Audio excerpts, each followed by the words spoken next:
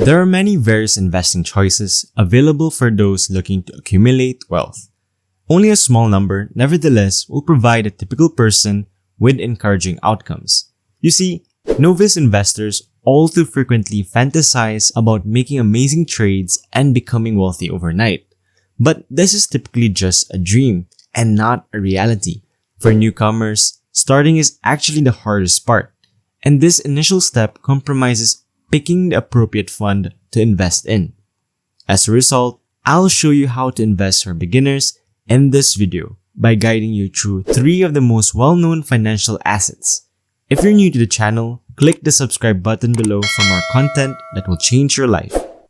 As a newbie, it can be challenging to distinguish between investments that are worthwhile of your time and money and those that aren't in the world of investing today. In reality, when I initially started researching investing, I found it difficult to distinguish between good and bad investment avenues. I would hear about stocks and bonds and had a hazy understanding of what all these financial terminologies meant. Early on in my personal investing path, I learned about diversification and how you can spread your risk. By diversifying your investments, you will essentially spare yourself the agony of losing everything should the company you're engaged in go bankrupt, rather than just losing my hard-earned money. I decided to concentrate my investing efforts on 3 types of funds, specifically index funds, mutual funds, and exchange-traded funds, because it seemed like a fantastic plan for a risk-adverse investor like myself. Let me explain what each of these 3 types of funds is and how you can utilize them to increase your own personal wealth, because they have all provided me with excellent returns over the years. So what exactly is a mutual fund then? Bonds and stocks are included in a mutual fund's diversified collection of assets because they lack the ability or time to build and maintain such a diversified portfolio themselves. Investors typically hire an investing firm to handle this collection of assets. An investor who invests in a mutual fund will pay an annual fee of about 1% of their investment, or $200 for every $20,000 they put up. The portfolio manager chooses assets based solely on whatever stocks he or she believes will do well, as is the case with the majority of stock funds. Active management is what this is. Index funds are the following. In contrast to mutual funds, index funds have a different strategy.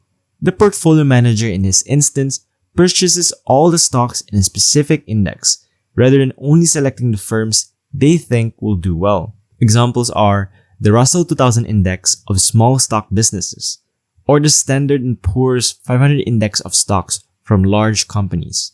Index funds are designed to mimic a market's performance as a whole because they are bought and held and require little outside management. Index funds are relatively cheap to run.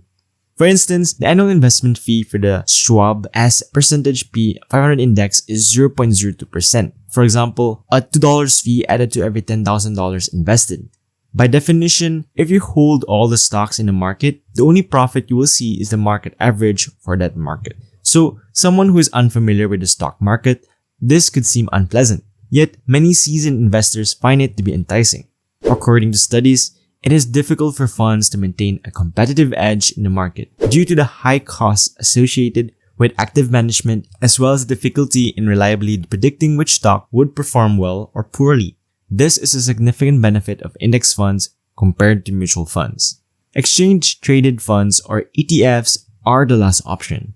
An ETF is a specific kind of index fund that is not sold by fund firms directly. Instead, they're listed on exchange, and in order to purchase and sell stocks, you must maintain a brokerage account. Because they required a commission each time they wanted to trade, ETFs used to be expensive for investors who wanted to hold them for a long period.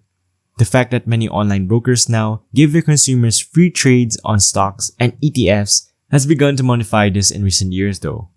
Now that you know what each of these funds is made of, it's time to discuss their advantages and disadvantages, so you can choose wisely when you begin your investment adventure. Starting with the benefits of mutual funds, the diversification of risk is the first benefit of mutual funds. Company risk, sector risk, and market risk are the 3 forms of risk that any stock carries. Market risk is classified as a systematic risk, while company risk and sector risk are unsystematic hazards. Regardless of matter whether market prices increase, a company's stock price may decline if they're not doing well financially. However, even if the business itself is doing well financially, the price of the company's stock may still plummet if the market crashes. By investigating several industries and investing in diversified portfolios within them, investors can use mutual funds to avoid unsystematic risk. The lower capital expenditures are mutual funds' second benefit. By pooling the funds of individual investors, mutual funds enable each investor to make a smaller initial capital investment. In the end, this lowers the overall risk for investors. With mutual funds, investors can have a varied portfolio with a slightly smaller capital expenditure than they would typically need to hold a diverse portfolio of equities. Investment knowledge is the third benefit. Years of knowledge and expertise are needed to invest and profit profitably from the stock market. Experts in mutual fund investing, like these professionals who are recruited to manage the funds, can identify equities with long and short-term potential for profit. The fourth benefit is the reduction in transaction costs and economies of scale. Investors in mutual funds can make significant financial savings by doing trades on a per-unit basis. Remember that transaction fees on a per-unit basis are significantly cheaper than what investors will pay if they trade through a stockbroker, because mutual funds transact assets in high volumes. The range of products available is the fifth benefit. Investors are presented with a selection of products through mutual funds. They're tailored to their risk appetites and financial objectives. Along with equity funds, there are liquid funds, balanced funds, and monthly income plans. This will satisfy a range of investing needs. The various investing options are mutual funds' final benefit.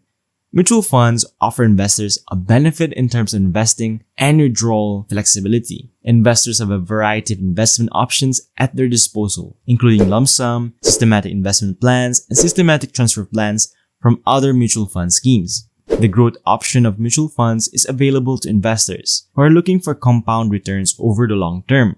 If you want consistent immediate profits on your investment, they can also invest in dividend options. There are no additional investment goods in the stock market, which offers a variety of investing options. As you can see, there are many benefits to investing in mutual funds, but we must also consider the drawbacks. The first of which is that you have little influence over your portfolio. When you invest in mutual funds, you cede power to reputable professionals who are tasked with executing the best trades on your behalf. Then there are capital gains. When stocks are traded, the investor is taxed on their gains, but when mutual funds distribute gains from the trade of individual holdings, the investor is taxed even if they do not sell their own shares. Over-diversification is the final factor. Being well-diversified lowers the likelihood of suffering a loss, but it may also result in a potential loss of profits. The influence on an investor's portfolio as a whole would be less noticeable as they possess more securities.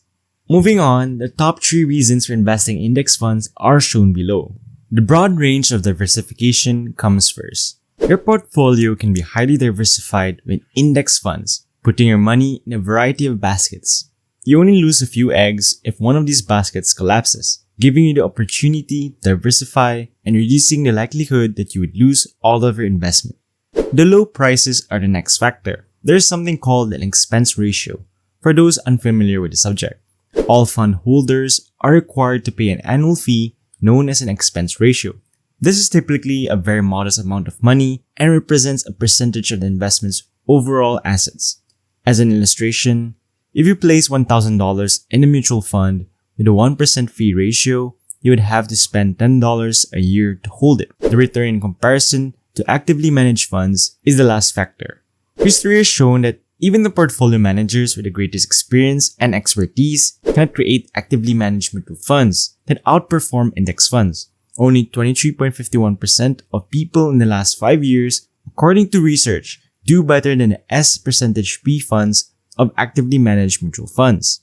Market capitalization weighting is the first disadvantage of investing in index funds, similar to mutual funds. Let's say that a Wall Street expert believes that the Microsoft stock value will rise and that institutional investors will purchase the stock. The market capitalization of Microsoft increases as the stock price rises. As a result, index funds will set aside more money to buy than Microsoft stocks. But there's a risk. What if something goes wrong, the business encounters difficulties, and the stock crashes?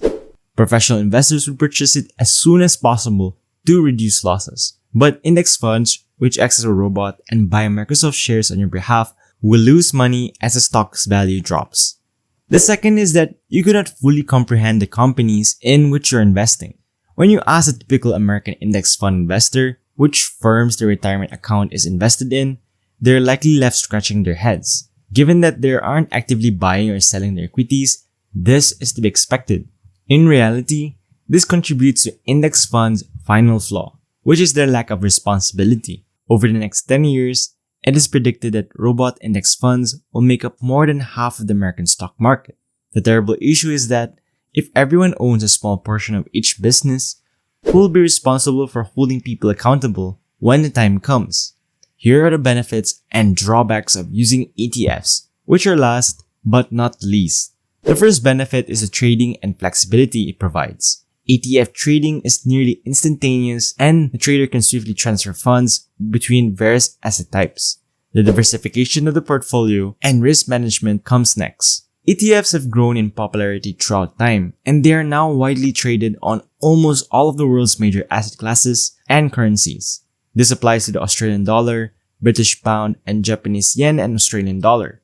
Finally, fees for ETFs are often modest. Compared to open-end mutual funds, ETF operational costs are much cheaper. This is due to the fact that any costs associated with providing client service are often borne by the brokerage business that maintains the exchange-traded equities in clients' accounts. ETFs have one significant disadvantage as compared to the other varieties, and that is when there's a tracking inaccuracy.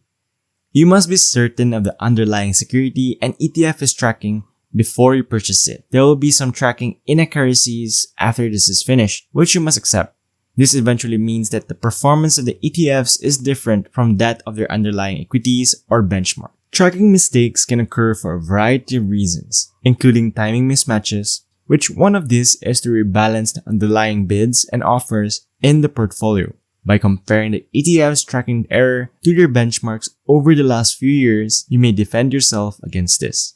So, there you have it, the pros and cons of 3 of the most beginner-friendly funds. Now, it is up to you to weigh the benefits and costs to determine which is right for you. Thank you for watching. Don't forget to subscribe, leave a like, and comment down below what you would love to see next. And I'll see you in the next video.